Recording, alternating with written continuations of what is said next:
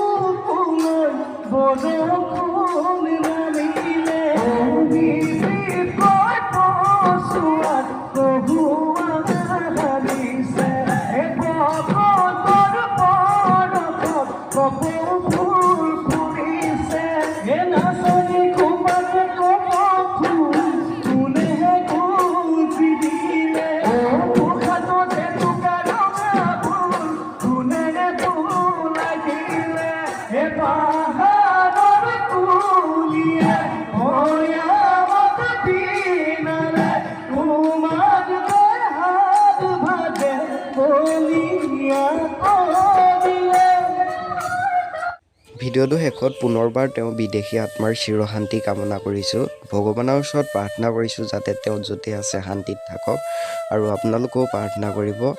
আৰু যদি আপোনালোকে সম্পূৰ্ণ বিহু যোৱা চাব বিচাৰে, মই ডিছক্ৰিপশ্যনত লিংকটো দি থ'ম, আপোনালোকে তাত গৈ চাব পাৰিব।